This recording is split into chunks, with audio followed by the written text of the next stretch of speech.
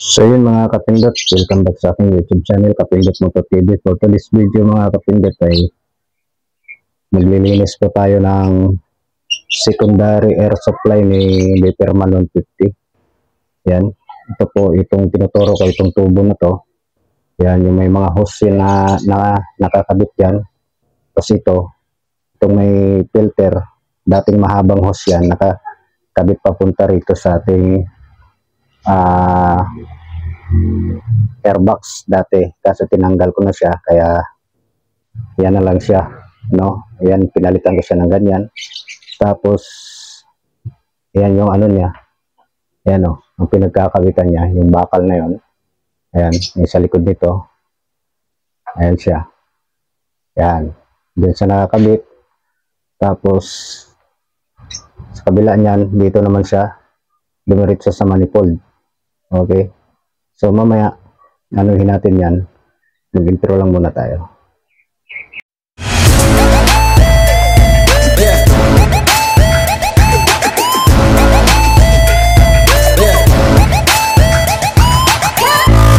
Okay, tapos na tayo mag-intro, no? So ngayon mga kapindot, kasi itong dati nung hindi ko pa pinalitan ng filter to, yan, hindi ko pa dati pinalitan ng filter, mahabang hose yan, no? So ang trabaho niyan, pahigop to, trabaho nito. Tapos ibabato niya dito sa ano, sa bumba niya dito, ibabato niya papunta dito sa hose na to, dito sa ating manifold. Yan, para yung mga sobrang gas na hindi nasusunog, ibabato dito sa ating manifold papunta sa carburetor para masunog yung gas, no? Para hindi siya mag-backfire at hindi siya magpupugak-pugak. So babaklasin natin yan mga kapindot. Balikan ko kayo pag nabaklas na natin.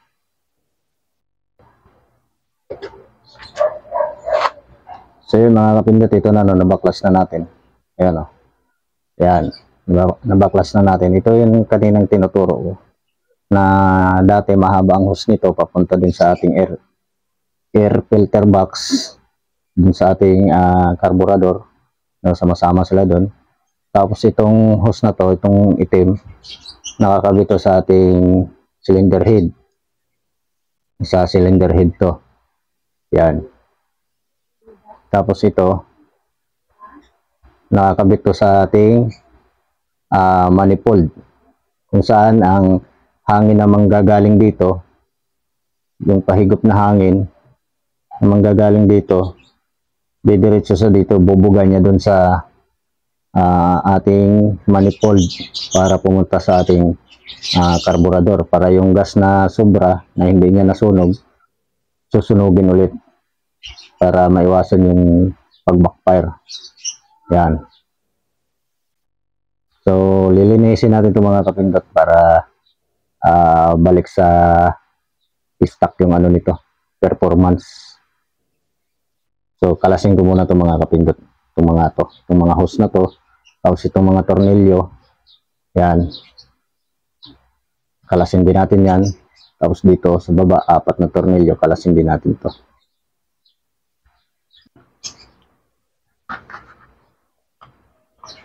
So yung mga kapindot, nakalas na natin, no? Ayan na siya.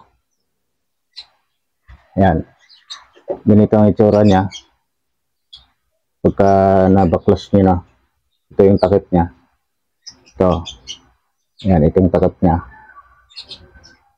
Ayan, nakalas na natin. So malinis naman to, malinis yung takip niya. So itong titingnan natin, i-check natin to, kasi may diaphragm yan sa loob. Tanggalin natin to.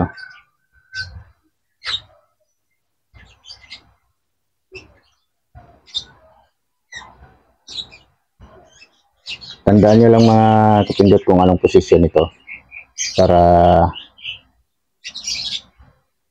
hindi kayo malito. Yan. So mayroon siyang diaphragm sa loob. Ilawan natin. Ayan o. Ayan yung diaphragm niya sa loob. ko, malinis naman siya.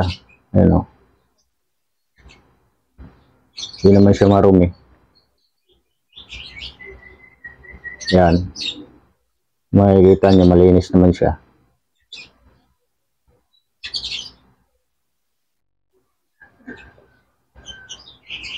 Kasi ito yung kung mga kapindot, itong pinakabakal na to, ito ang nagbubukas sara.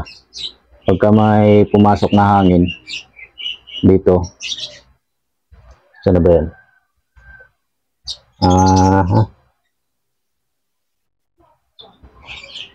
Itong takip na to, yan. Pag may pumasok na hangin dito sa loob nito, bubukas yan. Ito, pag may pumasok na hangin dito, bubukas to. Bubukas. Ganun siya, bukas sara. Yan, parang papalakpak yan sa dyan. Kaya may maririnig tayo na ingay dito. Kasi dito yan manggagaling. Tapos yung dito, yan o. Yan. Kita niya sa loob na yan. Yan. Magbubukas sara rin yan. Itong sa loob yung bakal na yan, yung bilog na yan.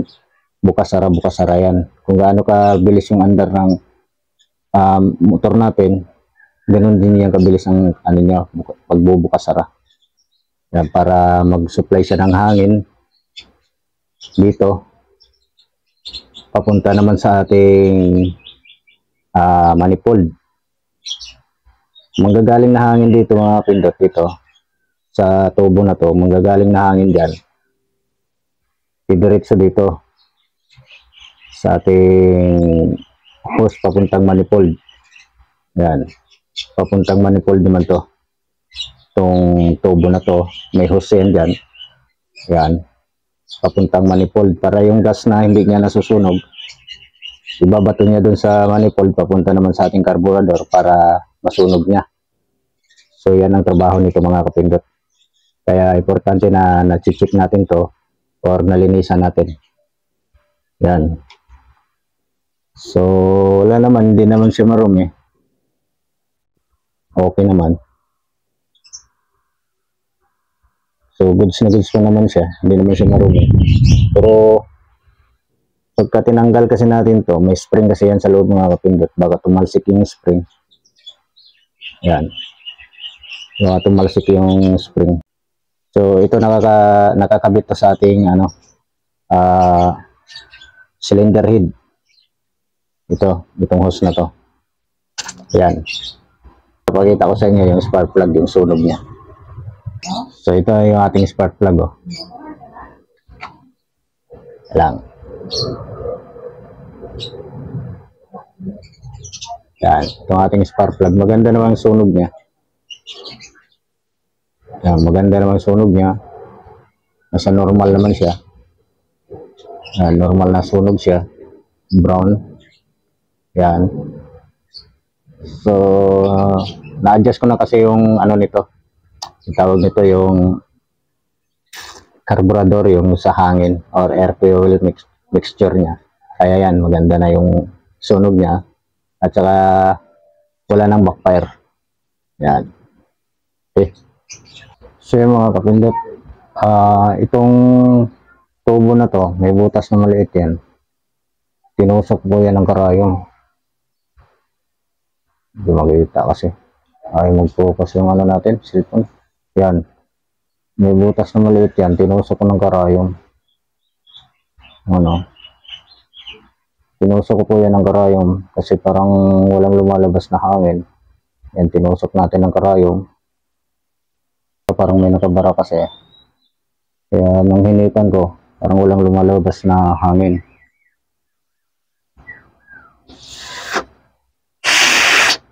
Pero ngayon goods na ito mga kapindot. Okay na to. Yan, may lumalabas na hangin dyan. Yan kasi dito mga kapindot, itong ano na to, itong butas na to, dito pumapasok yung gas mula sa ating cylinder head. Ito. Yan. Itong hose na to kasi sa cylinder head nakakabit to. Kaya yung mga gas na pumapasok doon, yung mga sobra na hindi kayang sunugin ng carb, dito pumapasok. Tapos dito siya lalabas. Dito sa may gasket na to, sa diaphragm niya, dito lalabas. Kung mapapansin nyo, medyo basa pa yan. Yan. Ayaw lang kasi mag-focus eh. Yan, amoy gas yan. Ano? Ayaw lang mag-focus ng cellphone natin.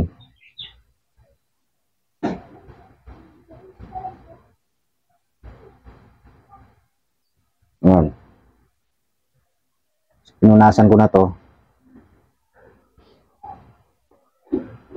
Tapos ibalik na natin mga kapindot yung mga tinanggal natin dito.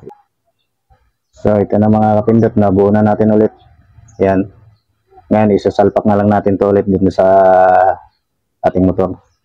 Yan, isasalpak na lang natin ulit to para masubukan natin, paandarin natin. So ibalik ko na mga kapindot. So yun na mga kapindot, naikabit ko na. Yan, naibalik na natin sa posisyon.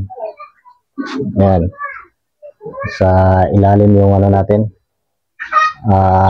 Tawag niyan. Yan. Yung air supply natin, naibalik na natin. Yung secondary air supply natin, naibalik na natin. So, paandarin na natin mga kapindot. Ayan.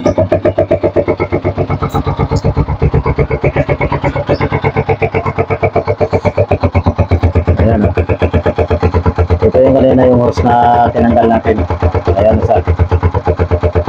Ito yan dito sa head. Ginger head. Ayan. Kaya itong filter natin na pahigop. Filter na pahigop. Papunta ron. Tapos ito papunta rin dun yung gas na pupunta rito na hindi na masusunog. Yung gas na pupunta rito na hindi nasusunog, pupunta rin dito sa ating secondary na ano, supply. Tapos kasi ito kahigop, itutulak niya papunta ron sa kabila, ang lusot niya dito. Tatapon niya naman dito sa ating manifold. Yan. Tatapon niya dito sa ating manifold. Papunta naman dito sa ating carburetor para masunog naman ulit. Susunugin ulit. Papunta rito. So paikot-ikot lang siya. Hanggat hindi siya nasusunog, yung mga sobrang gas, pupunta naman dito ulit. Kaya papunta sa kabila, babato dito ulit. So ganun ang trabaho ng secondary air supply natin. So yun ang mga kapindot, goods na yun. Ay kabit na natin ulit.